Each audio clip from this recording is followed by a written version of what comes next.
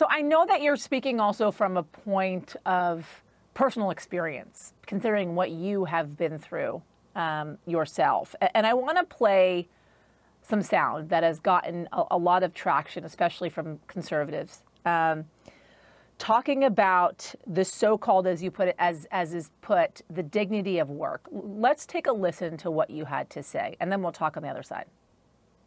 I just want to close before my time is up to talk about the so-called dignity of work. That's like hearing a fingernail on a chalkboard. That's the same kind of rhetoric they've always used to describe the situation of welfare recipients. I mean, you're supposed to just go to work, take any old kind of job, even if you have no child care, you don't have a livable wage, you can afford transportation to the school, and no family leave, no time off.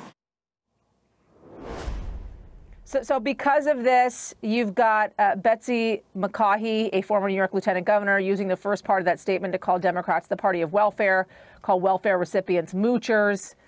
I want to give you an opportunity to talk to me and talk to our viewers about what you meant there, about your own experiences, what contributed to you wanting to make clear that statement.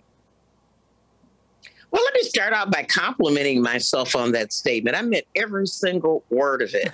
You know, of course there's a dignity in work. I'm sure you feel very dignified in your job. I feel dignified in my job. And people who, you know, clean people's behinds in the nursing home, clean up their vomit, feel dignity too. And they ought to be able to be paid a decent wage for this dignified work and not be told that they should just take any old kind of job, not enough money to be able, as Reverend Jackson would say, to afford health care for themselves if they were to get sick, not be able to feed their children. You know, it costs money to go to work. You have to have your hair done. You have to have a shave and a haircut. You know, it costs $2 to get a Starbucks on your way to work. You know, and to say that the dignity of work is simply by being able to say, oh, I've got a job, and not considering any kinds of work supports or decent salary is an insult. It's a way of maintaining and keeping especially women and single women at the bottom of the economic barrel. You know, to saying you ought to just be glad to have any old kind of job and be glad if we're paying you $2.18, you know, to be a waitress and then supplementing it with tips.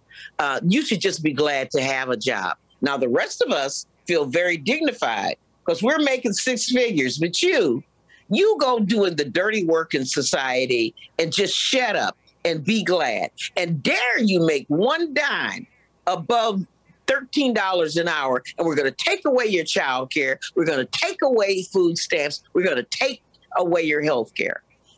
Yeah, there's no dignity in being a slave.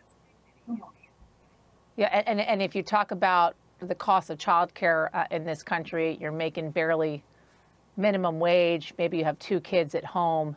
How does that add up? How are you making enough money even to take care of those kids while you're at work? Exactly. Representative Gwen Moore, thank you for that impassioned moment with us. We appreciate it on this New Year's Day. Thank you.